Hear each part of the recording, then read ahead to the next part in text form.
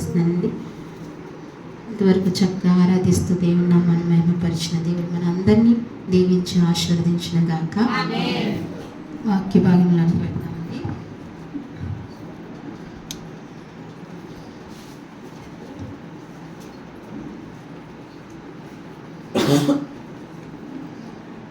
కొరింథీ రాసిన పత్రిక, మొదటి కొరింథీ రాసిన పత్రిక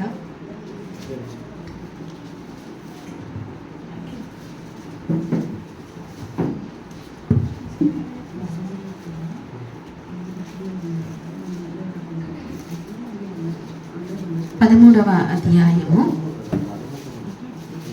13వ వచనము. కాగా విశ్వాసము, నిరీక్షణ, ప్రేమ ఈ మూడును నిలుచును. వీటిలో శ్రేష్టమైనది ప్రేమయే. చిన్న ప్రార్థన చేసుకుందాం. పరిశుద్ధుడా, నీకు వందనాలు, స్తోత్రాలయ్యా. మహాగణుడువు, మహోన్నతుడువు ప్రభువా, సర్వాధికారివి, సర్వ సృష్టికర్తవు తండ్రి, నీకు స్తోత్రాలు. ఈ మధ్యాహ్నకాల సమయంలో ప్రభువా నిన్ను ఆరాధించుటకు నాయన చేరి వచ్చిన నీ ప్రియులైన నీ బిడ్డలైన మమ్మల్ని అందరినీ మీరు జ్ఞాపకం చేసుకుని ప్రభువా, ఇంతవరకు పాటలతోనూ నాయన ఇదిగో మరి స్తుతి ఆరాధనతో అయ్యా ఇదిగో మరి వ్యక్తిగత ప్రార్థనతో ఆరాధనతో నిన్ను స్తుతిస్తూ నిన్ను ఘనపరుస్తూ వచ్చాము ప్రభువా. అందుని బట్టి నీకు స్తుతులు చెల్లించుకుంటున్నాం ప్రభువా. నీకు ఈ సమయంలో చదవబడిన ఈ లేఖన భాగాన్ని విరిచి మా అందరికీ వడ్డించండి. అల్పురాల్ని, అత్యున్నత అల్పురాల్ని, దీనురాల్ని అయ్యా ప్రభువా, ఏమీ తెలియని దానిని ప్రభువా మరి నన్ను సిలువ చాట మరుగుపరుచుకుని కావలసిన మీ ఆత్మతో నింపి కొలతలేని ఆత్మతో మీరు నడిపించమని, నాతో మాతో అందరితో కూడా మీరు మాట్లాడమని, నీ పరిశుద్ధాత్మ సంచలన ఇక్కడ జరిగించమని అయా నీ ఆత్మావేశంలో ప్రభా మమ్మల్ని అందరినీ నిలిపి నడిపించమని, ఈ ప్రార్థన నీ సన్నిధికి చేర్చుకోమని స్తుతించి ప్రార్థించి మా ప్రియరక్షకుడైన యేసుక్రీస్తు నామములో అడిగి వేడుకుంటున్నాము తండ్రి. కాగా విశ్వాసము, నిరీక్షణ, ప్రేమ ఈ మూడును నిలిచినని వీటిలో శ్రేష్టమైనది ప్రేమే. పౌలు భక్తులు అంటున్నారు ఇక్కడ విశ్వాసము, నిరీక్షణ, ప్రేమ ఈ మూడిట్లో విలువైనది శ్రేష్టమైనది ఏంటంటే ప్రేమ. ఈ మూడిట్లో విలువైనది శ్రేష్టమైనది ప్రేమ. అయితే ఇవన్నీ విశ్వాసం ఉండి, నిరీక్షణ ఉండి, ప్రేమ లేకపోతే ఏమిటంట? వ్యర్థమంట. ప్రేమ లేకపోతే వ్యర్థం. దేవుని వాక్యం చెప్తుంది. ప్రేమ కలిగి ఉండమని దేవుని వాక్యం చెప్తుంది. అందుకే విశ్వాసము అనే మాటను మనం కొద్దిగా వివరించుకొని చూసుకుందామండి. విశ్వాసము హెబ్రీ రాసిన పత్రికలో, హెబ్రీ రాసిన పత్రిక 11వ అధ్యాయము, మరి 11వ అధ్యాయంలో విశ్వాసము గురించి విశ్వాసుల వీరుత జాబితాలు ఈ 11వ అధ్యాయంలో ఉంటాయి. అయితే 11వ అధ్యాయము 6వ వచనంలో దేవుని లేఖనం సెలవిస్తుంది, విశ్వాసము లేకుండా దేవునికి ఇష్టడై ఉండుట అసాధ్యము. దేవుని యొద్దకు వచ్చువాడు ఆయన ఉన్నాడనియు తను వెదుకు వారికి ఫలము దయచేయువాడనియు నమ్మవలను కదా. విశ్వాసమును బట్టి నోవహు అది వరకు చూడని సంగతుల గూర్చి దేవుని చేత హెచ్చరింపబడి భయభక్తులు గలవాడే ఒక బాడను సిద్ధము చేసెను. అందువలన అతడు లోకం మీద నేరస్థాపము చేసి విశ్వాసమును బట్టి కలుగు నీతికి వారసుడు ఆయన. చాలండి, ఇక్కడ విశ్వాసము లేకుండా దేవునికి ఇష్టడైందట అసాధ్యమట. అంటే మనలో విశ్వాసము లేకుండా దేవునికి మనం ఇష్టంగా ఉండాలి, దేవునికి ప్రియబిడ్డలం అనుకోవడం అనేది అసాధ్యం. మన జీవితంలో ఎంత భక్తి ఉన్నా, ఎంత నమ్మకత్వం ఉన్నా, ఎంత పరిశుద్ధత ఉన్నా ఏముండాలంటండి? విశ్వాసం ఉండాలి. విశ్వాసము లేకుండా దేవునికి ఇష్టమై ఉండట అసాధ్యమని దేవుని లేఖనం సెలవిస్తుంది. అయితే ఇలాగా దేవుని యొద్దకు వచ్చేవాడు ఆయన ఉన్నాడని నమ్మాలి. ఇప్పుడు మనం ఎవరి యొద్దకు వచ్చాము? ఆయన యొద్దకు వచ్చినప్పుడు వచ్చి ఆయన యొద్దకు మనం ఏం నమ్ముచున్నామండి? ఆయన ఉన్నాడనే వచ్చాం కదా. మనకు విశ్వాసంతో ఆయన ఉన్నాడని ఆయన సన్నిధికి వచ్చాము. లేకపోతే మన సమయమును, మన ఇంటికాడ పనులన్నీ వదులుకుని మనం దేవుని సన్నిధికి ఎందుకు వస్తున్నాము? విశ్వాసముతో ఆయన ఉన్నాడు, ఆరాధించాలి ఆయన్ని. ఆదివారం ఆయన ఆరాధించాలి, అది ఆజ్ఞ. ఆయన ఆరాధించడం మనకు భాగ్యము. ఏమున్నా, ఎలాంటి స్థితి అయినా, ఎలాంటి పరిస్థితి అయినా మనం ఏం చేయాలంటండి? ఆయన ఆరాధించాలి. లోకంలో అనేకమైనవి జరుగుతూ ఉంటాయి, లోకంలో అనేకమైన విషయాలు ఉంటూ ఉంటాయి. ఏది ఏమైనా సరే మనం ఏం చేయాలంటండి? తప్పనిసరిగా దేవుని ఆరాధించాలి. అంటే దేవుని ఆరాధించడానికి మనం దేవుని యొద్దకు ఎలా వస్తున్నామంటే విశ్వాసంతో వస్తున్నాం. ఆయన ఉన్నాడని, ఇక్కడికి ఎలా రావాలంట? ఆయన ఉన్నాడని రావాలి. ఆయన ఏదో బలంగా వస్తే ఆయన ఉన్నాడో లేడో మనకు తెలియదు కదండి, అసలు గ్రహింపే రాదు. ఇక్కడ కొంతమంది మనసులో ఏముంటాయండి? ఆయన ఉన్నాడని మనసు కూడా ఉండదు, గ్రహింపు ఉండదు, ఆ స్పర్శ ఉండదు, ఆ స్పృహ ఉండదు. దేవుడు ఉన్నాడు, అయ్యో దేవుని ఎక్కడైతే నా నామం 2-3 కూడి ఉంటారో నేను వారి మధ్యన ఉంటానని చెప్పిన దేవుడు. దేవాలయంలోనే ఉంటానని చెప్పలేదు దేవుడు. దేవాలయం ఉండాలి, ప్రత్యేకంగా ఉండాలి దేవుని సన్నిధి.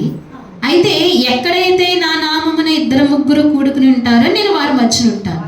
నువ్వు ఎక్కడైనా సరే ఆ క్రీస్తు యేసు నామములో మనం ఎప్పుడైతే ఆయన నామమును బట్టి, యేసు ప్రభు నామమును బట్టి కూడుకుంటామో ఆయన వెంటనే మన మధ్యకి ఏమొస్తారంటండి?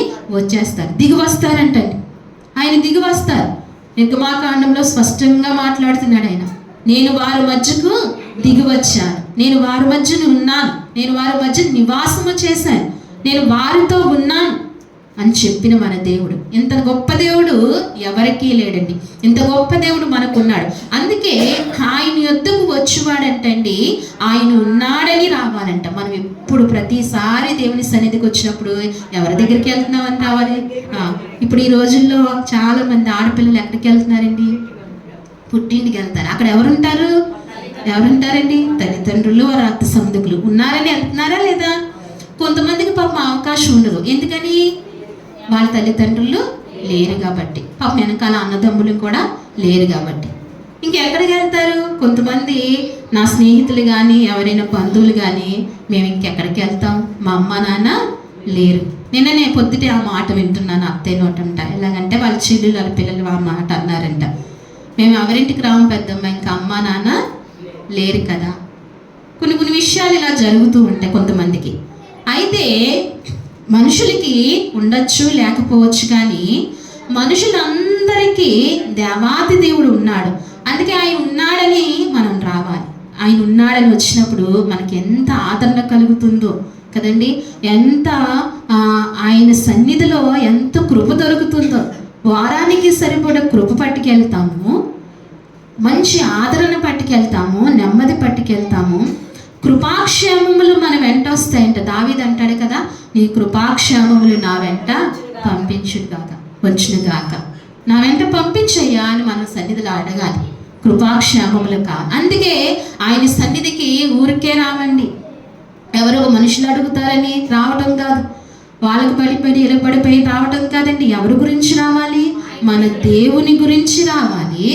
ఆయన మనకిచ్చే కృప గురించి రావాలి. ఆయన మనకిచ్చే క్షేమము గురించి రావాలి ఇక్కడికి, దేవుని సన్నిధికి. అప్పుడే మనం ఏం చేస్తామంటే క్షేమాభివృద్ధిలోనికి మనం నడుస్తామంట. అందుకే ఇక్కడ అంటున్నాడు ఆయన, ఏమంటున్నాడంటే దేవుని యొద్దకు వచ్చేవారు ఆయన ఉన్నాడనియు తన్ను వెతుకు వారికి ఫలము దయచేవాడని నమ్మవలెను కదా. మనం ఇప్పుడు ఎవరిని వెతుకుతున్నామండి? ఆయన్ని వెతుకుతున్నాం. అయ్యా నువ్వు ఎక్కడున్నావయ్యా? ఆయన మన మధ్యనే ఉన్నారు, మనం వెతుకుతున్నాం. నువ్వు ఎక్కడున్నావయ్యా? అప్పుడు ఆయన అలా అడగటంలో మన హృదయం, మన మనసు ఆయన పాదాల దగ్గర పెట్టుకుని మనం అలా అడగటంలో ఆయన ఏమిస్తాడండి? ఫలం ఇస్తాడంట. ఏమిస్తాడు? కృప ఇస్తాడు, ఫలం ఇస్తాడండి. ఫలము దయచేస్తాడంట. ఏం ఫలము? ఏ ఫలం అండి? ఆత్మఫలములు దయచేస్తాడు. నువ్వు మంచిగా ఫలించేటట్టుగా చేస్తాడు, నువ్వు మంచిగా లోకంలో ఫలించేటట్టుగా ఉంచుతాడు. అందుకే ఫలము దయచేయనని నమ్మవలెను కదా. నమ్మాలి. విశ్వాసం అంటే ఏంటండి? నమ్మకము. నమ్మాలి. ఇక్కడ ఆయన ఉన్నాడని నమ్మాలి, ఆయన ఫలము దయచేస్తాడని నమ్మాలి, ఖచ్చితంగా నమ్మాలి. ఒక వారము దేవుని సన్నిధి మారితే హృదయం ఎలా ఉంటుంది, మనసు ఎలా ఉంటుంది చెప్పండి? అయ్యో బాబోయ్, ఎంత అలజడిగా, ఎంత ఇదిగా ఉంటుందండి. ఏయో పోగొట్టుకు, నిజంగా ఏదో పోతుంది. ఏం పోతుందండి? ఏం పోతుంది? ఆయన కృప పోతుంది. అంతే, మనశ్శాంతి పోతుంది, ఆయన కృప పోతుంది. అందుకే అనవసరంగా ఆయన సన్నిధిని మనం పోగొట్టుకోకూడదు. అనవసరంగా ఆయన సన్నిధిని పోగొట్టుకోకూడదు. అందుకే ఇక్కడ అంటున్నాడు, విశ్వాసమును బట్టి నోవహు అది వరకు చూడని సంగతుల గురించి దేవుని చేత హెచ్చరింపబడి భయభక్తులు గలవాడే తన ఇంటి వారికి రక్షణ కొరకు ఒక వాడను సిద్ధము చేసుకుని. ఇక్కడ నోవహు కనబడుతున్నారు. ఆయనకి ఏముందంటండి? విశ్వాసం ఉందంటే. ఏముందంటే విశ్వాసమును బట్టి అంటే అది వరకు చూడని సంగతి. ఏంటి అది వరకు చూడనిది? వర్షం చూడలేదు. వర్షం అంటే ఏంటో తెలియదు. అయ్యో వర్షం అంటే ఏంటో తెలియదు. మనకు తెలుసా లేదా? మనకు తెలుసు. మనం చిన్నప్పటి నుంచి పుట్టిన కాడి నుంచి ఏం వస్తున్నాయండి? వర్షాకాలం వస్తుంది, ఎండాకాలం వస్తుంది, శీతాకాలం వస్తుంది. ఏ కాలమైనా ఏమంటాము? ఏ కాలమైనా ఎండాకాలం బాబు నేను బయటికి 6 దాటితేనే కానీ రానని 10ంటికే లోపలికి వెళ్ళిపోతాం. ఈ రోజుల్లో మరీ దారు ఏసీలకు అలవాటు పడిపోయి ఏం చేస్తున్నారు? 10ంటికే ఏసీ వేసుకుని ఇంకా కట్టరు, ఇంకా అలా అలవాటు. వర్షాకాలం అమ్మో వర్షం అసలు రోడ్లు చాలా చిరాకు, అడుగు పెట్టలేం, తడిచిపోతాం, రొంప పడుతుంది. శీతాకాలం విపరీతమైన చలి, మంచు కదా. ఏ కాలాన్ని మనుషుడు తట్టుకోలేడు. అయితే ఈ కాలాలన్నీ తెలుసు. కాకపోతే నోవహు కాలంలో వర్షం ఎరగలేదంట, వర్షం లేదంట. ఆ వర్షము చూడని ఇప్పుడు కూడా గమనించండి. మనం ఎప్పుడైనా కరోనాని ఎదుర్కొన్నామా? మనకు తెలుసా? ఏదో అంతకుముందు వచ్చినప్పుడు చూపించేవారు టీవీలో, ఇలా ముట్టుకుంటే ఇంకొకరికి అంటుకుంటుందని చూపించేవారు. ఏంటి అలా జరుగుతుంది? కానీ మనకు వచ్చిన తర్వాతే దాని గురించి తెలిసింది, దాని అనుభవం తెలిసింది, దాన్ని ఎదుర్కొన్నాము కదండి. ఏదైనా అనుభవిస్తేనే తెలుస్తుంది. అయితే అంతకుముందు నమ్మము, జాగ్రత్తలు తీసుకోలేము. ఎప్పుడైతే మనకు వచ్చిందో, భారతదేశానికి వచ్చిందో అప్పుడు జాగ్రత్తలు తీసుకున్నారు. ఎప్పుడైతే మరణాలు ఎక్కువైనాయో అప్పుడు జాగ్రత్తలు, అంతవరకు కూడా జాగ్రత్తలు లేదు. ఆ రీతిగా ఇక్కడ నోవహు కూడా వర్షం చూడకుండానండి, కానీ దేవుడు చెప్పాడు. ఏమని చెప్పాడు? నోవహు, నేను వర్షాన్ని పంపిస్తాను, జలప్రళయం వస్తుంది, నేను నిర్మించిన ఈ భూమి మీద ఉన్నవన్నీ కూడా నేను నాశనం చేస్తాను. నువ్వు ఒక వాడని చెయ్యి, ఆ వాడలో రక్షణ కొరకు నువ్వు ఒక వాడని సిద్ధపరచు, నువ్వు ప్రకటించు. ఇప్పుడు మనం ఎలాగైతే యేసుక్రీస్తు ప్రభువుని నమ్ముకోండి అని ప్రకటిస్తున్నామో, అలాగే నోవహు కూడా మొదటి స్వార్థకుడు ఎవరండి? నోవహు స్వార్థ చేశాడు. అయితే నువ్వు వాడను చెయ్యి, నువ్వు ప్రకటించు అన్నప్పుడు ఎవ్వరూ కూడా నోవహు ప్రకటన ఎవరూ వినలేదు. కానీ తన ఇంటి వారి కొరకే ఆ వాడని ఏం చేసుకున్నాడు? సిద్ధపరచుకున్నాడు, తన ఇంటి వారి కొరకు. అందుకే అంటున్నాడు, తన ఇంటి వారు రక్షణ కొరకు. దేని కొరకు అంటండి? రక్షణ. ఇప్పుడు మనం ఆరాధిస్తున్న దేవుడు ఎవరికి రక్షణ ఇస్తాడండి? మనకు, మన ఇంటి వారికి రక్షణ ఇస్తాడు. మనం ఆరాధించేది ఊరికే పోదు. నువ్వు ఈ లోకంలో ఏది చేసినా వ్యర్థమే, ఊరికే పోతుంది. నువ్వు ఆరాధించేది నీ కుటుంబానికి, నీకును ఎంతో క్షేమదారం అనుగ్రహిస్తుంది. అందుకే ఖచ్చితంగా మనం ఏం చేయాలంటండి? ఆయన్ని ఆరాధించాలి. మనం చంటి బిడ్డలు ఉంటారు, తెలియనిగా యవనస్తులు ఉంటారు, సరిగ్గా దేవుని సన్నిధిలో వాళ్ళు లోపల. కానీ మనం ఏం చేయాలి?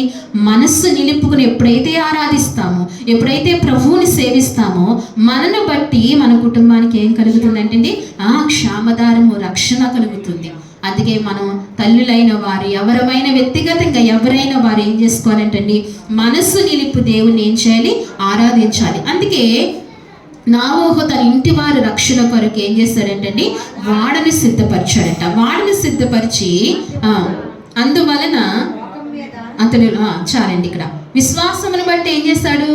వాడు నోవహు కనిపించాడు. విశ్వాసమును బట్టి అతడు దేవుడికి ఇష్టం లేకుండా లేడు. ఎందుకంటే విశ్వాసం ఉంది కాబట్టి దేవుడికి ఏమయ్యాడు? ఇష్టడయ్యాడు కాబట్టి అలాంటి జల ప్రళయంలో తను ఏమయ్యాడండి? రక్షింపబడ్డాడు. ఇప్పుడు కూడా మన స్థితి కూడా అలాంటి పరిస్థితి.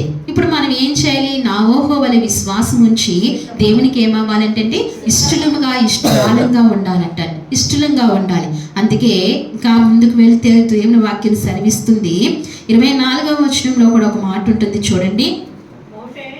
మోషే పెద్దవాడైనప్పుడు విశ్వాసమును బట్టి ఐగుప్తి ధనము కంటే క్రీస్తు విషయమైన నింద గొప్ప భాగ్యమని ఎంచుకుని అల్పకాల పాపభోగము అనుభవించుట కంటే దేవుని ప్రజలతో శ్రమ అనుభవించుట మేలని యోచించి ఫరో కుమార్తె యొక్క కుమారుడు అనిపించుటకు ఒప్పుకొనలేదు. ఎలయనగా అతడు ప్రతిఫలముగా కలగబోవు బహుమానమందు దృష్టించెను.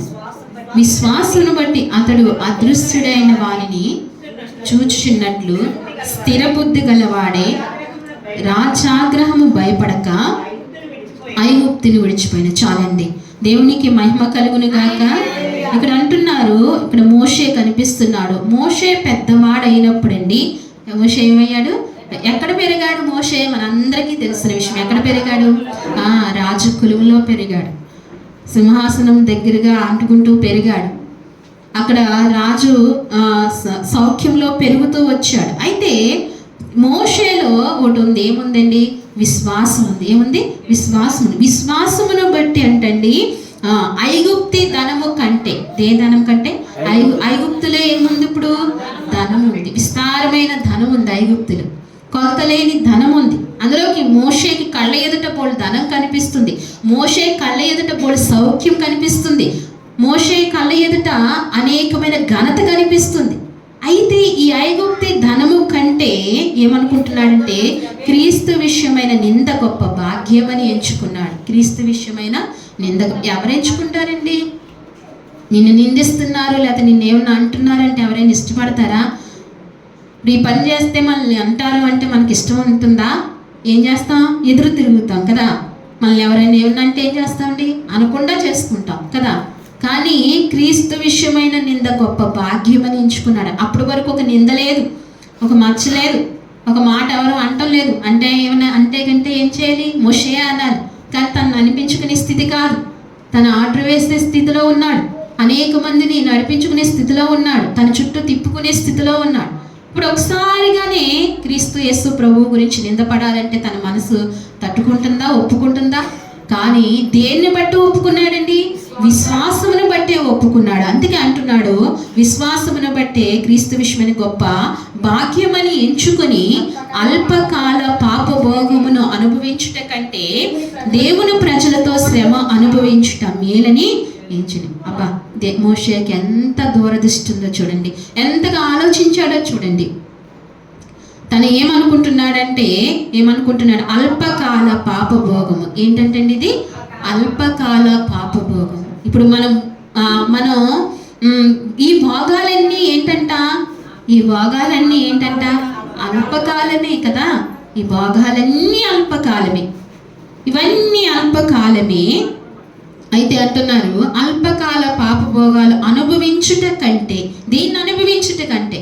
అయితే మనం ఏదో వస్తుందన్న దానికన్నా మన ముందుంది, మనం అనుభవించేదే మేలని మనం అనుకుంటాం. మానవుడు మనసు కదండి.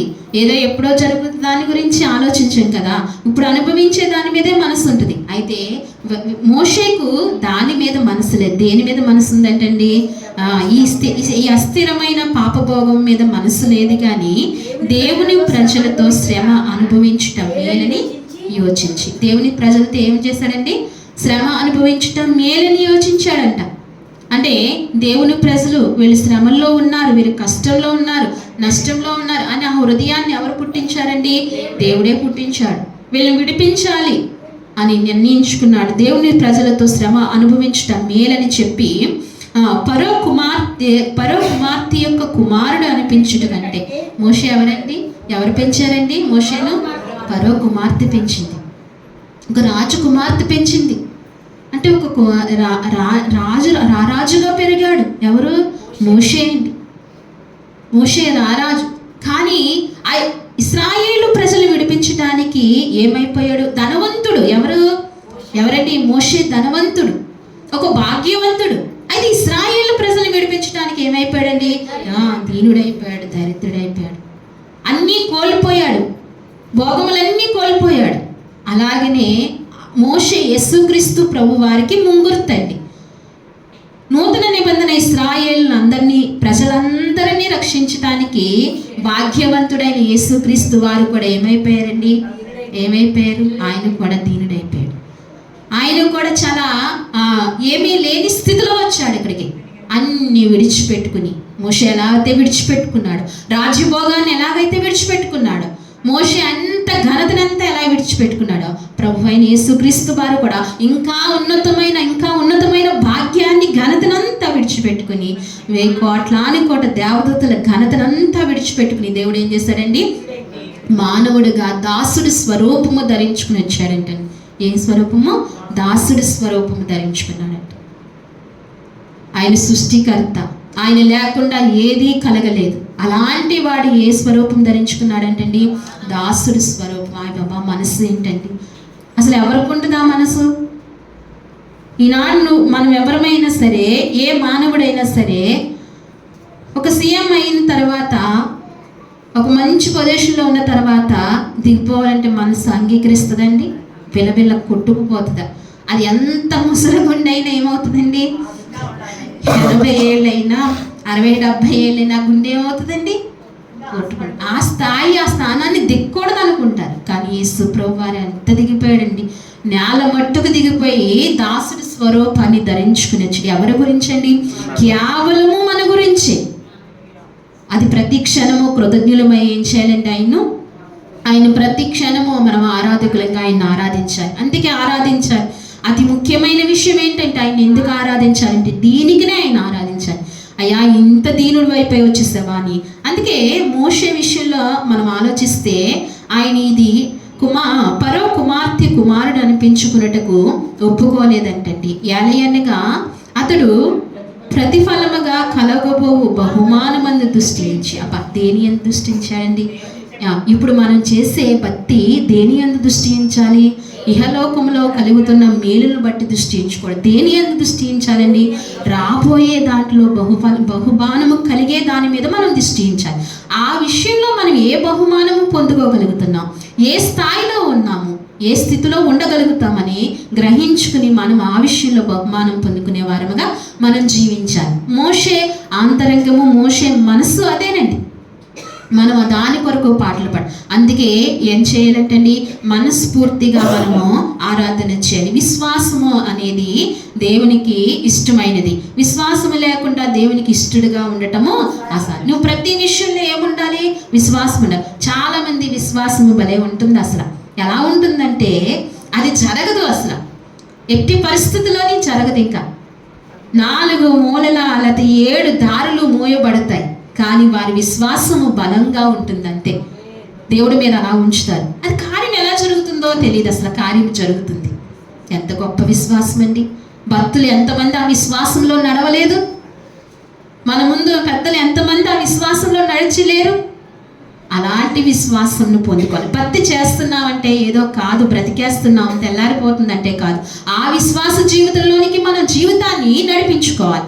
అప్పుడే దేవుడు అత్యున్నతమైన కృప మనకు అని దేవుడు అనుగ్రహిస్తూ ఉంటాడు. అయితే ఈ రీతిగా విశ్వాసం బట్టి దేవునికి ఇష్టలై ఉండాలి. అలాగనే మొదటి తెస్సలోనికి రాసిన పత్రిక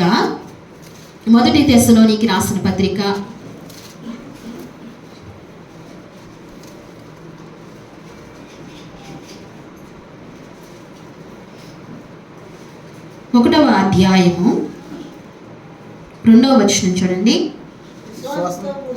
విశ్వాసముతో కూడిన మీ పనిని, ప్రేమతో కూడిన మీ ప్రయాసను మన ప్రభువైన యేసుక్రీస్తునందని నిరీక్షణతో కూడిన మీ ఓర్పును మేము మన తండ్రి అయిన దేవుని ఎదుట మానక జ్ఞాపకము చేసుకొనుచు ప్రార్థన యందు మీ విషయమై విజ్ఞాపన చేయొచ్చు మీ అందరి నిమిత్తము ఎల్లప్పుడూ దేవునికి కృతజ్ఞతాస్తుతులు చెల్లించుచున్నాము. చాలండి. విశ్వాసముతో కూడిన మీ పనిని ఏంటంటే తెస్సలోనిక సంఘాన్ని పౌలు భక్తుడు ఏం చేస్తున్నారంటే అంటున్నారు, విశ్వాసముతో కూడిన మీ పనిని, ప్రేమతో కూడిన మీ ప్రయాసను. వాళ్ళకి ఏముందండి? విశ్వాసం ఉంది, ప్రేమ, ప్రయాస. సంఘానికి ఇది చాలా ప్రాముఖ్యమైనది. గమనించాలి ప్రియ సంగమా. ఏముండాలండి? ఉండాలి. విశ్వాసము పూర్తిగా ఉండాలి, సంపూర్ణంగా ఉండాలి. ఆ తర్వాత ఏముండాలంటే ప్రేమతో, మీ పని ప్రేమతో కూడి. ఏ పని? బయట పని అంటే మన ఇంటి పని. ఏ పని?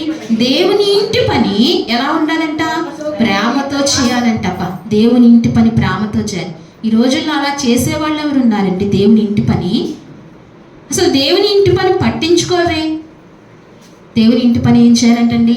పట్టించుకోవాలి. దేవుని ఇంటి పని, మీ పని ప్రేమతో కూడిన మీ ప్రయాసను ఏంటండి? వారి ప్రయాస, ప్రేమతో కూడిన ప్రయాస. అంటే సంఘము దేవుని పనిలో ఏమవ్వాలి? ప్రయాసపడాలి. నేటి దినంలో ఆ ప్రయాస ఎక్కడుంది? ప్రయాస అయినా, ప్రేమ అయినా, విశ్వాసమైనా, నిరీక్షణ అయినా గతించిన కాలంలోనే విస్తారముగా ఉందండి. ఈ దినాలలో, నేటి దినాలలో అది లేదు. ఈ దిన క్రైస్తవుల్లో అది లేదు. ఒక మంచి బలమైన విశ్వాసమైన, పని ప్రయాస అయిన, దేవుని పని ప్రయాస అయినా, ఒక నిరీక్షణ అయినా ఏదైనా ఎప్పుడుందండి? ఆనాటి కాలంలోనే ఉంది. అయితే అప్పుడే కృప విస్తరించింది, వెంబడించింది. అందుకే అంటున్నాడు ఇక్కడ, మీ ప్రయాస మన ప్రభు అయిన యేసుక్రీస్తునందరి నిరీక్షణతో కూడిన మీ ఓర్పును. ఏంతో కూడినండి? నిరీక్షణతో కూడిన ఓర్పు. విశ్వాసకి ఏముండాలి? నిరీక్షణ ఉండాలి, ఓర్పు ఉండాలి. ఏముండాలి? ఓర్పు ఉండాలండి. ఓర్పు లేకపోతే మనము చాలా కష్టం నిలబడటం. ఏముండాలి? ఓర్పు ఉండాలి. ఏదైనా ఒకటి ప్రభువుని అడుగుతాము, అదేమైపోవాలి? వెంటనే చేసేయాలని అనుకుంటాం. కానీ అలాగ అనుకోవడానికి కుదరదు. ప్రభువా, ఇది మరి నాకు అవసరమయ్యా, మరి నీ చిత్తంలో ఎప్పుడైతే దాన్ని నెరవేరుస్తావో నెరవేర్చు. ఒకవేళ నీ చిత్తంలో లేకపోతే ఆ కీడును నా మీద తప్పించని చేయగలుగుతామా? ఏమడుగుతామండి? వెంటనే చేయి ప్రభువా అంటాం. అంతే. సహాయం చేయి ప్రభువా, నా జీవితం బాగుపడిపోవాలి, లేదా నా బిడ్డల జీవితాలు బాగుపడిపోవాలి, నేను అభివృద్ధికి ఒక్కసారిగా రావాలి అని ఇంకా రకరకాలుగా మనం అనుకుంటూ ఉంటాం. కానీ ఏముండాలంటండి? విశ్వాస జీవితంలో ఓర్పు ఉండాలంట.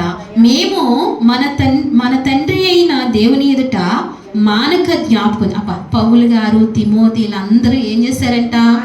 మానక ప్రభు ఎదుట ఏం చేస్తున్నారంట? జ్ఞాపకం చేసుకుని వారు ఎప్పుడు ప్రార్థించినా వాళ్ళ ప్రయాసను, వాళ్ళ విశ్వాసమును, వాళ్ళ ఓర్పుని, ఇవన్నీ కూడా ఏం చేస్తున్నారండి? జ్ఞాపకం చేసుకుంటున్నారు.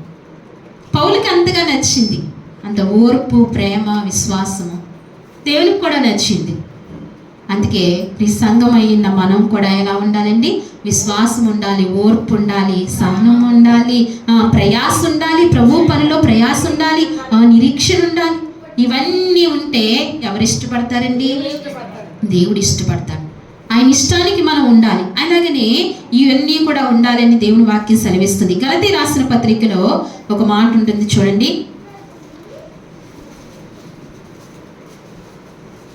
సరే, నిరీక్షణ గురించి, విశ్వాసమును గురించి ఇంతవరకు చూస్తూ వచ్చాం. నిరీక్షణ గురించి చూసుకుందాం.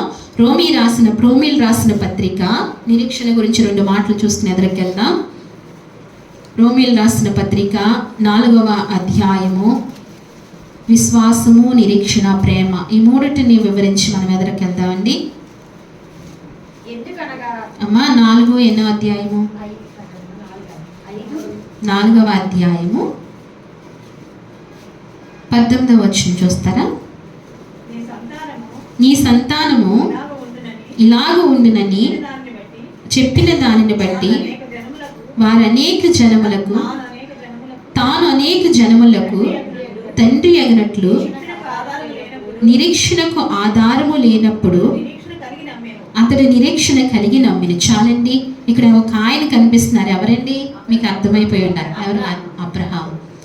అబ్రహాంకి ఎవరు లేరు? సంతానం లేరు, వృద్ధాప్యం వచ్చేసింది. కానీ అబ్రహాంలో ఏముందండి? ఏముంది? నిరీక్షణ ఉంది. అబ్బా, ఎంత నిరీక్షణ ఉంది అబ్రహాంలో! చూడండి, విశ్వాసం ఉంది, అలాగే నిరీక్షణ ఉందండి అబ్రహాంలో. ఎంత నిరీక్షణ ఉంది! తనకి ఎన్ని ఏళ్ళు వచ్చేసినాయండి? వచ్చేసినాయి. వృద్ధాప్యం వచ్చేసింది. శారా గర్భము మృతతుల్యమైపోయింది. శారా గర్భము కనడానికి పని చేయదు. స్త్రీ ధర్మము నిలిచిపోయింది. అయినప్పటికీ నీ అబ్రహాములో ఉన్న నిరీక్షణ ఎంత గొప్పదో చూడండి. ఆ నిరీక్షణ కలిగి అబ్రహాము ఎంత ఎదరికి వెళ్ళాడో చూడండి. అయితే దేవుని వాగ్దానం, దేవుని వాక్యం సెలవిస్తుంది, నీ సంతానం ఇలాగూ ఉండునని చెప్పిన దాన్ని బట్టి తాను అనేక జనములకు తండ్రి అగినట్లు. దేవుడు ఏం చెప్పాడు? నువ్వు అనేక జనములకు తండ్రి అవుతావు అని చెప్పాడు అబ్రహాం. అసలు ఒక్క కొడుకుకి, ఒక్క పిల్లవాడికి కూడా తండ్రి కానీ అబ్రహాము అనేక జన్మలకి తండ్రి ఎలా అవుతాడు? అది నిరీక్షణ కాదండి? అది విశ్వాసం కదా? అది గొప్ప నిరీక్షణ కదా? ఈనాడు మనకు అనిరీక్షణ ఉందా? మన చేతిలో పావులా ఉండదు, నీ కష్టాలు నీ నష్టాలు తీరుతాయంటే మనం నమ్మగలమా? మనం అనుభవిస్తున్న పరిస్థితి ఏంటి, దేవుడు చెప్తున్న మాట ఏంటి అని ఒక గొప్ప అవిశ్వాసము మనలో చోటు చేసుకోదా? కానీ దేవుడు చెప్పాడంటే నీ చేతిలో ఏమీ లేకపోయినా నేను దేవుడు గొప్పగా ఉన్నత స్థితిలో ఉంచుతాడు. అంతే, ఆమె నమ్మవలసిందే. అబ్రహాము జీవితంలో ఇదే జరిగింది. ఒక్క పిల్లవాడికి కూడా తండ్రి కాని అబ్రహాము అనేక జన్మలకు నువ్వు తండ్రి అవుతావని దేవుడు వాక్యం సెలవిచ్చి, దేవుడు మాట సెలవిచ్చాడు. అంతే, అయ్యాడా లేదండి? నేటి వరకు ఇశ్రాయేలుకు తండ్రి ఎవరండి? అబ్రహాము. ఎంత గొప్ప భాగ్యం! దేవుడు హెచ్చిస్తే ఎలా ఉంటుంది, దేవుడు ప్రేమిస్తే, దేవుడు కనికరిస్తే, దేవుడు కృప చూపిస్తే ఎలాగుంటుంది. అందుకే మనలో ఏముండాలంటండి? విశ్వాసము, నిరీక్షణ, ప్రేమ, ఈ మూడు కోల్పోకూడదు. ఈ మూడు సమపాల్లో, ఈ మూడిట్లో శ్రేష్టమైనది ప్రేమని దేవుని వాక్యం చెప్తుంది. ఇవన్నిటితో నడుచుకుంటూ, విశ్వాస జీవితంలో నడుస్తూ, నిరీక్షణ కలిగి మనం ఆత్మీయ జీవితంలో ఉంటూ ప్రేమను కాపాడుకుంటూ ఉండాలి. ఏ వ్యక్తి మీద ప్రేమ లేకుండా మనం జీవించకూడదు. ప్రతి వ్యక్తిని ప్రేమించే వారంగా ఉండాలి. ఎట్టి పరిస్థితుల్లో నీవు ప్రేమను కోల్పోకూడదు, నీ ప్రేమకు తగ్గిపోకూడదు. అటువంటి స్థితిలో మనం ఉండాలి. అందుకే ఇక్కడ అబ్రహాము అనేక మందికి ఏమైపోయాడంటే తండ్రి. నిరీక్షణకు ఆధారం లేనప్పుడు అతడు నిరీక్షణ గలవారే కలిగి నమ్మెను. నిరీక్షణకు ఆధారం లేనప్పుడు ఏమయ్యాడంటండి? నిరీక్షణ కలిగి నమ్మాడంట. ఇలాగా అబ్రహాము జీవితంలో గొప్ప భాగ్యం కలిగింది. అదే 5వ అధ్యాయంలో, రోమీయులకు రాసిన పత్రిక అదే 5వ అధ్యాయము 2వ వచనం కూడా ఒక మాట చూద్దామా? మరియు ఆయన ద్వారా మనం విశ్వాసం వలన ఈ కృప విందు ప్రవేశం గల వారమై అందరూ నిలిచి దేవుని మహిమను గురించిన నిరీక్షణను బట్టి అతిశయించున్నాము. చాలండి, ఇక్కడ అంటున్నాడు కదా, మరియు ఆయన ద్వారా మనం విశ్వాసము వలన ఈ కృపయందు ప్రవేశించగలవారమై అందులో నిలిచిండి దేవుని మహిమ గురించి నిరీక్షణ బట్టి అతిశయించున్నాము. ఇప్పుడు మనం ఎవరిని బట్టి నిరీక్షించాలి? ఆయన్ని బట్టి. మనం ఎక్కడికి ప్రవేశిస్తామని? ఆయన సన్నిధిలో మహిమలో ప్రవేశిస్తామని ఒక నిరీక్షణ మనకు. అబ్రహాముకి ఏ నిరీక్షణ కలిగి ఉన్నాడో మనకు కూడా అదే నిరీక్షణ కలిగి మనం పరలోక రాజ్యంలో దేవుని సన్నిధిలోనికి సమీపిస్తామని ఆ నిరీక్షణ కలిగి మనం ఈ లోకంలో జీవించాలని దేవుని వాక్యం సెలవిస్తుంది. అలాగే ప్రేమ అనే మాటను కూడా మనం వివరించుకుందాము. 3వదిగా ప్రేమ. 1 కొరింథీయులకు రాసిన పత్రిక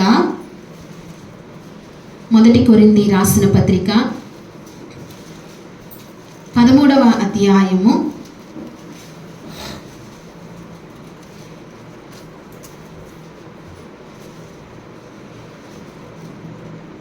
1 యోహాను రాసిన పత్రిక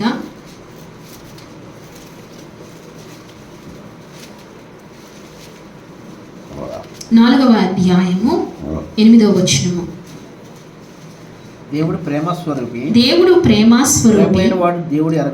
ప్రేమ లేనివాడు దేవుణ్ణి ఎరగడు. మనము ఆయన ద్వారానే జీవించినట్లు దేవుడు తన అద్వితీయ కుమారుని లోకంలోనికి పంపెను.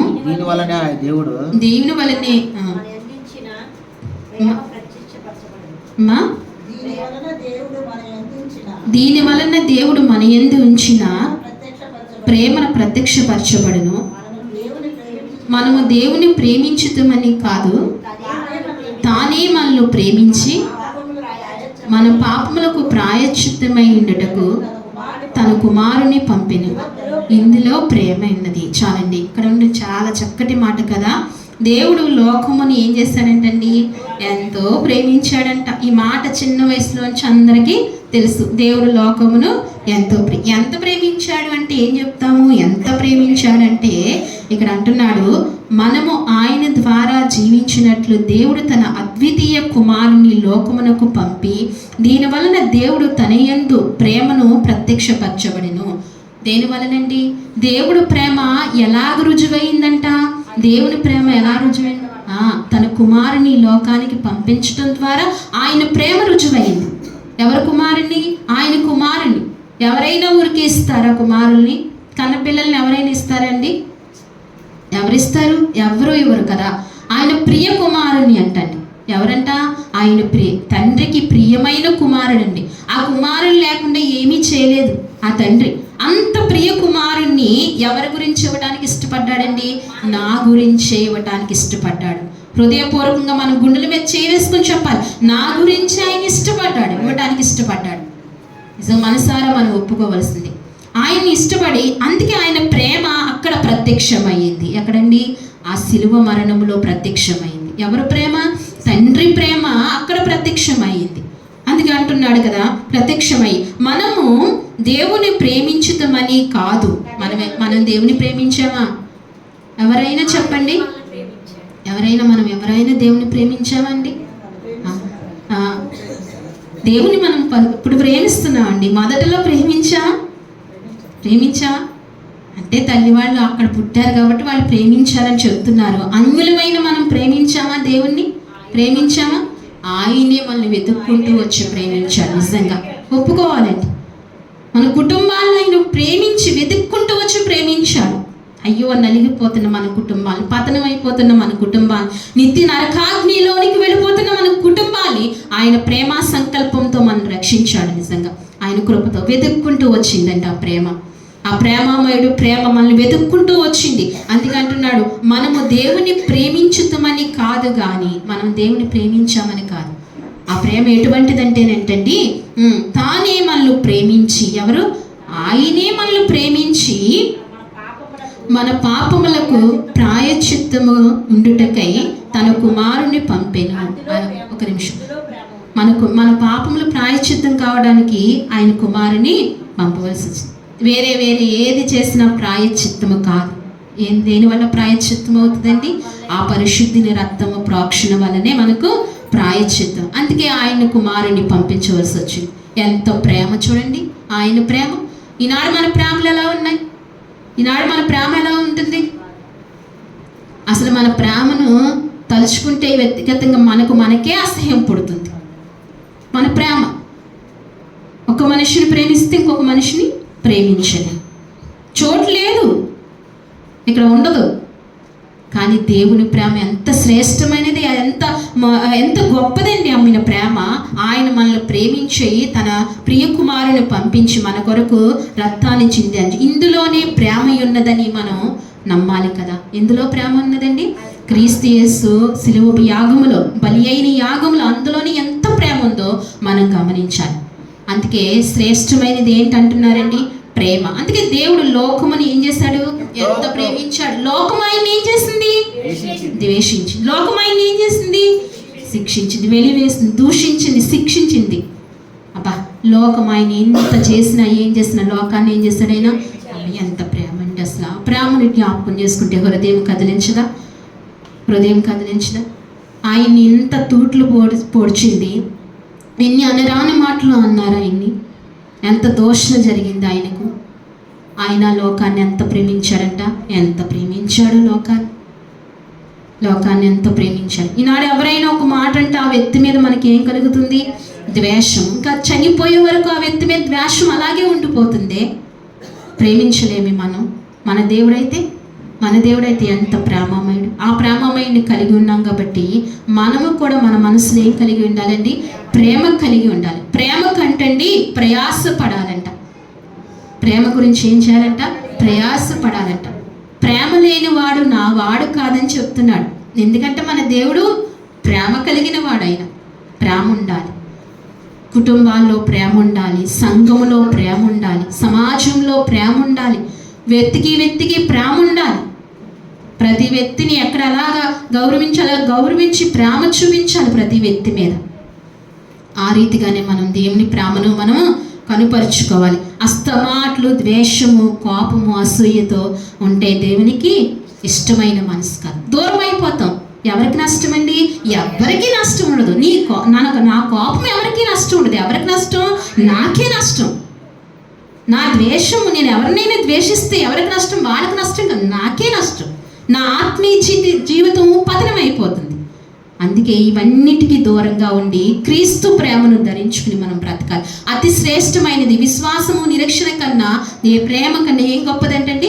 ప్రేమే గొప్పది. ఈ ప్రేమ మన ప్రతి క్రైస్తవుల్లో ఉండాలి. ప్రతి క్రైస్తవుల్లో ప్రేమ ఉండాలి. మదర్ తెరీసా గారు తెలుసు కదండి, ఆమె ఏం చేశారు కుష్ఠరోగుల్ని ఏం చేశారు ఆ మనసు అటువంటి మనసు అండి. అందుకే ఆవిడ ఆ తల్లి ఇప్పటి వరకు కూడా అందరి గుండెల్లో నిలిచిపోయిందా లేదండి? ఎలాంటి ప్రేమ!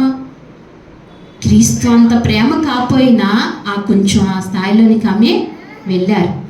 అలాంటి ప్రేమ కలిగి ఈనాడు మనం జీవించాలి. కొన్ని విషయాల్లో ప్రేమ కలిగి జీవించడం మనం నేర్చుకోవాలి, సాధకం చేసుకోవాలి. అందుకే ఈ 1 కొరింథీయులు 13:13లో దేవుడు వాక్యం సెలవిస్తుంది, కాగా విశ్వాసము, నిరీక్షణ, ప్రేమ, ఈ మూడును నిలిచి వీటిలో శ్రేష్టమైనది ఏంటంట? ప్రేమే. అందుకే ఈ ప్రేమ ఉంటే, ప్రేమ ఉన్న కుటుంబాలు బాగుంటాయి, ప్రేమ ఉన్న సంఘము బాగుంటుంది. సంఘంలో ప్రేమ ఉంటే ఎంత బాగుంటుందో తెలుసండి. కొన్ని సంఘాల్లో ప్రేమ ఎంత బాగుంటుందో, ప్రేమ ఉన్న సంఘాలు ఎంత బాగుంటాయో. ప్రేమ ఉండాలి. ఇరుగు పొరుగు వారి మధ్యన ఏముండాలి? ప్రేమ లేకపోతే ఏమవుతుంది? ప్రతిరోజు ఏమవుతుంది? సరిహద్దుల్లో గొడవ, ఏదో ఒకటి. వాళ్ళ ఆకులు మన దొడ్లో రాలి అని గొడవ, ఏదో ఒకటి కదండి. ఏం లేకపోతాం అక్కడ? ప్రేమ లేకపోతే. కుటుంబంలో కూడా ప్రేమ లేకపోతే ఏమొస్తుంది?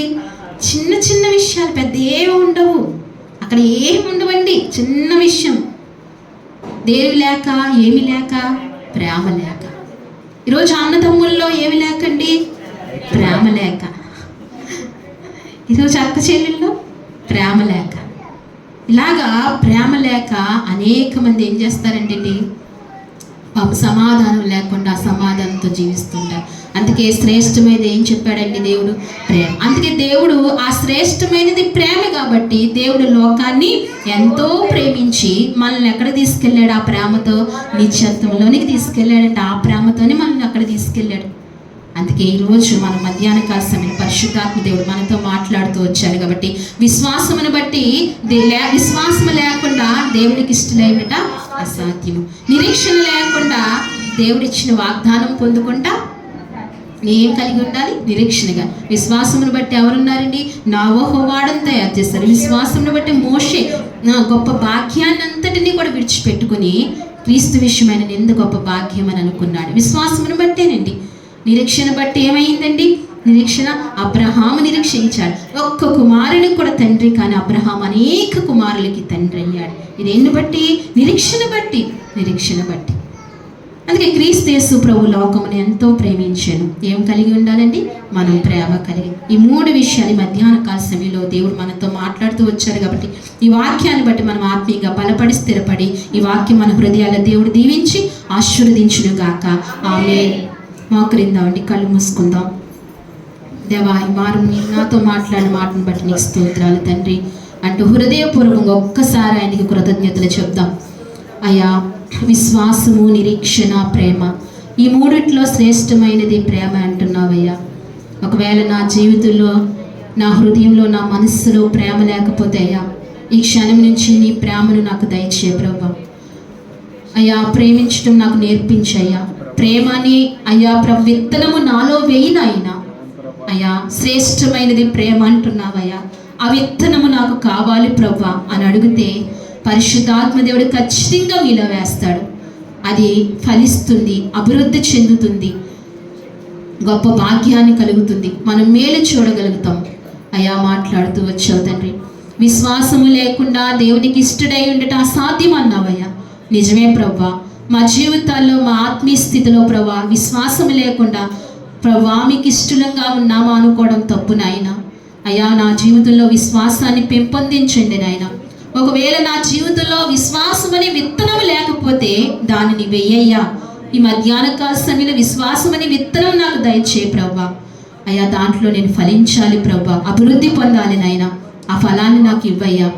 అలాగనే ప్రభువా, విశ్వాస ఆత్మీయ స్థితిలో ప్రభువా నేను వెతుకుతూ నడుస్తున్నప్పుడు ప్రభువా, నిరీక్షణ లేకపోతే నువ్వు ఇచ్చిన వాగ్దానాలు పొందుకోలేనయ్యా. నాకు నిరీక్షణ అనే విత్తనాన్ని నా హృదయంలో వేయ్యయ్యా. అయ్యా, విత్తనము నాటు ప్రభువా, నిరీక్షణ అనే విత్తనాన్ని నాకు ఇవ్వయ్యా. నీ కొరకు ఎంతైనా నిరీక్షించే కృప నాకు ఇవ్వయ్యా. నీ వాగ్దానాల కొరకు ఎంతైనా ఎదురు చూసే కృప నాకు ఇవ్వయ్యా అని మధ్యాహ్న కాల సమయంలో అడుగుదాం. ఆ విత్తనాన్ని దేవుడు మీకు వేయబోతున్నాడు. అవునా, ఇంతవరకు నైనా నేను ప్రేమించలేదేమో, నా కుటుంబాన్ని ప్రేమించలేదేమో, నా బిడ్డలను, నా భర్తను, నాయన నా తల్లిదండ్రులను, నా రక్త సంబంధికులు, సమాజాన్ని, సంఘాన్ని అయ్యా ఎవరిని ప్రేమించలేని స్థితిలో నేనున్నానేమో ప్రభా. ఈ మధ్యాహ్న కాల సమయంలో ప్రేమ అనే విత్తనం నా హృదయంలో వేయ్యా. అది నాటుకుని ఫలించి అభివృద్ధి పొందాలయ్యా. నాలో ప్రేమ నుంచయ్యా. నువ్వు లోకముని ఎంతో ప్రేమించావయ్యా. క్రీస్తు యేసు ఆ సిలువ రక్తము ద్వారా నీ ప్రేమను కనుపరుచుకున్నావు తండ్రి. నీకు వందనాలయ్యని మధ్యాహ్న కాల సమయంలో ప్రార్థన చేస్తూ మనం దేవునికి మన హృదయాన్ని సమర్పించుకుందాం. మన మధ్యన తల్లిచిన ప్రార్థనలో నడిపిస్తారు. మా గొప్ప దైవం అనే స్తోత్రాలు వందనాలు నేను మధ్యాహ్న కాలం అంతా ఉండి మా ఆరాధన అంతట్లో మీ ఆత్మ నుంచి తండ్రి నీ స్తోత్రాలు పాటల ద్వారా మహిమ పొందారు. మొదటి ప్రార్థనలో నేను పాటల్లో ఉన్నారు తండ్రి నీ స్తోత్రాలు వాక్యం చదవటేందు ప్రభా స్తుతి ఆరాధనలో మీరు ఉన్నారు తండ్రి. నేను ఇశ్రాయేలు స్తుతుల పని మీరు ఆశీలై ఉన్నట్టు మా స్తుతి సింహాసనాల పని మీరు ఉన్నారు తండ్రి. మీకు వందనాలు స్తోత్రాలు దాసరా నిలబెట్టి మాతో మాట్లాడారు తండ్రి. నేను అన్ని విషయాల్లో శ్రేష్టమైనది ప్రేమని మీరు సెలవిచ్చారు.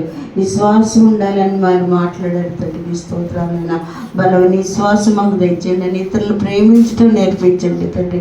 యేసయ్యనైనా తండ్రి ఇప్పుడు ఈ కుమారుని మా కొరకు పంపానైనా తండ్రి నైనా ఈ ప్రేమ ఎంత ప్రేమ చూపించో తండ్రి. కుమారుడిని ఇవ్వటానికి ఎవరిస్తారు తండ్రి? మీరే మాకు నీ కుమారుని మాకు ఇచ్చేనైనా తండ్రి చిత్తం నెరవేర్చడం కొరకు కలువరి శిలువలో తండ్రి నీ కుమారుడు యాగమై యజ్ఞమైపోయాడు తండ్రి. నేను మా కొరకు రక్తం ఖర్చాడు తండ్రి. నైనా మీరు మరణించకపోతే మాకు రక్షణ లేదు ప్రభా. మీరు కార్చిన రక్తులు మా పాపాలకి విడుదల ఉంది ప్రభా. మీరు పొందిన దెబ్బల్లో మా రోగాలకి స్వస్థతలు ఉన్నాయి తండ్రి. నీ స్తోత్రాలు ప్రభా. ఎంతో ప్రేమ తండ్రి నైనా నీకు స్తోత్రాలు. అబ్రహాము విశ్వాసంతో ఎదురు చూచాడు. ఆ పునాదులు పట్టణం కొరకు ఎదురు చూచాడు తండ్రి. నైనా అవును ప్రభా. అబ్రహాముకి ఇచ్చిన విశ్వాసం మాకును దయచేయండి ప్రభా. వృద్ధాప్యంలోనైనా కుమారుని ఇచ్చో తండ్రి. నైనా ఈ లోక కుమారులందరికీ తండ్రి అయ్యాడు నైనా అబ్రహాం నైనా తండ్రి. మీకు స్తోత్రాలు ప్రభా. వందనాలు చెల్లిస్తున్నానైనా. ఈ రీతిగా మేము కూడా విశ్వాసం కలిగి ప్రభా, ప్రేమ కలిగి ఇతరులు ప్రేమించడం, క్షమించడం మాకు నేర్పించండి తండ్రి. నీ స్తోత్రాలు. నిన్న మాటలు మా హృదయాలు నీరు కట్టి ఫలించటకు సహాయం చేయమని వచ్చిన ప్రతి బిడ్డని దీవించి ఆశీర్వదించండి. ముఖ్యంగా తల్లి లేని పెద్దలందరికీ ఆరోగ్యం దయచేయండి ప్రభా. నీ స్తోత్రాలు. సంవత్సరం గత కాలం అంతా కాపాడిన దేవుడు నూతన సంవత్సరంలో నూతన దీవులతో నింపండి ప్రభా. నేను అలాగే తన భర్త బిడ్డల్ని కూడా ఆయా సేవ పరిచయంలో బహుబలముగా వాడుకోండి ప్రభా. నీకు స్తోత్రాలు వందనాలు. వచ్చిన బిడ్డలందరినీ దీవించి పంపించి నూతన కృపలతో నింపి పంపమని యేసు నామములో ప్రార్థిస్తున్నాను తండ్రి. ఆమేన్.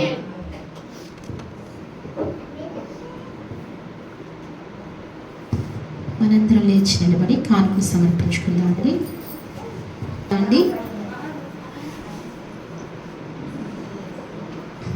మంగళవారం ప్రార్థనా కూడిక, స్త్రీల కూడిక, శుక్రవారం ఉపవాస కూడిక, ఆదివారం తిరిగి ఆరాధన. ఈ ప్రార్థనా కూడికలు గమనించండి. వారపు కూడికలు ప్రార్థన చేసుకుందాం. చివరి ప్రార్థన అండి.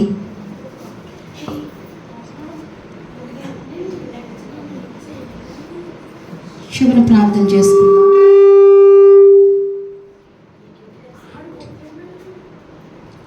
మహాపరిశుద్ధమైన ప్రేమగల తండ్రి, మహాగణుడ, మహోన్నతుడ, సర్వాధికారి, సర్వ సృష్టికర్త, నీకు వందనములు, స్తోత్రములు చెల్లిస్తున్నాము ప్రవ్వా. ఈ సమయంలో ప్రవ్వా ఇదిగో మరి గడిచిన నా ప్రభు పరిశుద్ధ దినము నుంచి ఈ నా ప్రభు పరిశుద్ధ దినము వరకు కూడా నీ సజీవమైన, నీ బలిష్టమైన రెక్కల చాటున మీరు భద్రపరిచినందుకే మీకు వందనములు, స్తోత్రములు ప్రవ్వా. ఇంతవరకు నైనా ఈ సహవాసములో ప్రవ్వా, ఈ సన్నిధిలో ప్రవ్వా మీరు మాకు తోడుగా ఉంటూ నాయన ప్రభా అన్ని విషయంలో మీరు సహాయపడుతూ క్రమముగాను మర్యాదగా నిన్ను ఆరాధించే కృపను మాకు అనుగ్రహించినందుకే మీకు వందనాలు, స్తోత్రాలు అయ్యా. ఇదిగో మొదటి ప్రార్థనలో, పాటలలో, స్తుతి ఆరాధనలో, వ్యక్తిగత ప్రార్థనలో అయ్యా, ఇదిగో మా స్తుతి ఆరాధనలో అయ్యా, ఇదిగో మరి వాక్యములో మీరు మాకు తోడుగా ఉండి నడిపించిన విధానం కొరకే నీకు స్తుతులు చెల్లించుకుంటున్నాం ప్రవ్వా. వచ్చిన నీ బిడ్డల్ని మీరు జ్ఞాపకం చేసుకోండి. నీ బిడ్డల్ని నిండారుగా మీరు దీవించండి, ఆశీర్వదించండి ప్రవ్వా. అయ్యా, సంపూర్ణమైన ప్రవ్వా కృపను నీ బిడ్డలకు అనుగ్రహించండి తండ్రి. నన్ను బట్టి కానీ ఎవరిని బట్టి కానీ ప్రవ్వా నీ కృప తక్కువ చేయకండి. నీ బిడ్డలకు అత్యున్నతమైన కృపను మీరు అనుగ్రహించండి ప్రవ్వా. ఈ వారం అంతా నీ బిడ్డలకు క్షామధారముగా అయా ప్రవ్వా జీవించే కృపాభాగ్యాలు నీ బిడ్డలకు దయచేయండి ప్రవ్వా. అయా వచ్చిన నీ బిడ్డలు పెద్దలైన వారిని మీరు జ్ఞాపకం చేసుకోండి. సంపూర్ణమైన ఆరోగ్యము వారికి దయచేయండి ప్రవ్వా. మంచి కృపనివ్వండి ప్రవ్వా. అలాగే తండ్రి ఇగో నైనా ప్రభా అనేక దీర్ఘకాలపు వ్యాధులతో బాధపడుతున్న వారిని ముట్టండి, స్వస్థపరచండి తండ్రి. అలాగే చంటి బిడ్డలను మీరు జ్ఞాపకం చేసుకోండి, యవన బిడ్డలను జ్ఞాపకం చేసుకోండి ప్రవ్వా. స్త్రీ పురుషులు మీరు జ్ఞాపకం చేసుకోండి, ప్రతి ఒక్కరిని మీరు జ్ఞాపకం చేసుకోండి. ఈ సహవాసాన్ని అంతటినీ మీరు దీవించండి, ఆశీర్వదించండి. వారి కుటుంబాలు మీరు బలపరచండి, సంపూర్ణ కుటుంబాన్ని దీవించమని ప్రార్థిస్తున్నాను తండ్రి. ఈ వారం అంతట్లో మంచి కనికిరముని బిడలు పొందుకోవడానికి సహాయం చేయండి ప్రభా. అయ్యా ఇదిగో మరి నైనా ఈ వారం అంతా మమ్మల్ని కాచి కాపాడినందుకు కూడా నీకు కృతజ్ఞతాస్తుతులు చెల్లించుకుంటున్నాం ప్రభా. ఈరోజు మీరు మాతో మాట్లాడిన మాటలను బట్టి నీకు స్తుతులు చెల్లిస్తున్నానయ్యా. విశ్వాసము, నిరీక్షణ, ప్రేమ, ఈ మూడిట్లో శ్రేష్టమైనది ప్రేమని సెలవిచ్చావు ప్రభా. విశ్వాసము లేకుండా దేవునికి ఇష్టలైండుట అసాధ్యమని మాట్లాడుతూ వచ్చావు ప్రభా. మా జీవితాల్లో విశ్వాసమును సంపూర్ణంగా ఉంచండి, నీకు ఇష్టంగా బ్రతికే కృప మాకు ఇవ్వండి ప్రభా. అలాగే మా జీవితాల్లో ఆత్మీయ స్థితిలో నిరీక్షణ ఉంచండి ప్రభా. నిరీక్షణ లేకుండా మేము నైనా భక్తి చేయలేము కదా ప్రభా. నిరీక్షణ మాకు ఇవ్వండి. అబ్రహాము ఎలాగైతే నిరీక్షించి అయ్యా ఇదిగో మరి అనేక జనాలకు తండ్రి కాగలిగాడో ప్రభా, ఆ నిరీక్షణ మాకు ఇమ్మని మీ సన్నిధిలో ప్రార్థిస్తున్నాం ప్రభా. అయ్యా ఇదిగో మరి నైనా తండ్రి మీ ప్రేమను ప్రభా నీ కుమారుని సిలువ రక్తము ద్వారా అయ్యా ప్రత్యక్షపరిచినందుకు నీకు స్తోత్రాలు తండ్రి. నాయన అదే ప్రేమ లోకముని ఎంతో ప్రేమించిన నీ క్రీస్తు ప్రేమ మా జీవితాల్లో, మా హృదయాలలో, మా అంతరంగంలో ఉండటానికి సహాయం చేయమని నీ కృప దయచేయమని ప్రార్థిస్తున్నాం. ఇంతవరకు మీరు మాతో మాట్లాడి మాతో మీరు ఉన్నందుకు నీకు స్తుతులు చెల్లించుకుంటున్నాం ప్రభా. నీ బిడ్డలందరినీ దీవించండి. అలాగే వారి కష్టార్జితంలోంచి తీసుకొచ్చిన ప్రభా ప్రతి కానుకని, ప్రతి అర్పణ మీరు అంగీకరించండి ప్రభా. అయ్యా వారిని దీవించండి అయ్యా, వారిని ఆశీర్వదించండి అయ్యా. లోటులు లేకుండా సహాయము చేయండి నాయన.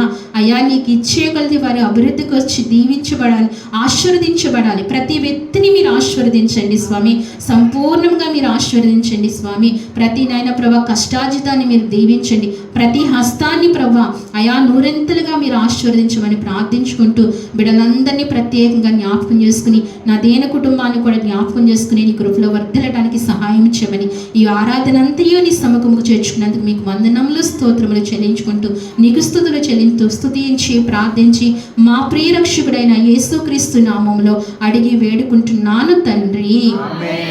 మన తండ్రి అయిన దేవుని ప్రేమయు, కుమారుడైన యేసుక్రీస్తు కృపయు, పరిశుద్ధాత్మ అన్యోన్య సహవాసము మనకు, మన కుటుంబాలకు, సార్వత్రిక సంఘమునకు ఇప్పుడును ఎల్లప్పుడూ సదాకాలము దేవుడు తోడయండి నడిపించును గాక. ఆమేన్. యేసు రక్తమే జయం, ప్రవేశ రక్తము సంపూర్ణమైన విజయము కలుగును గాక.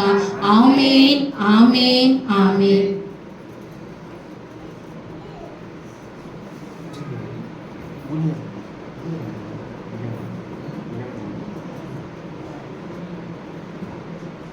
అందరికీ వందనాలండి, అందరికీ వందనాలు.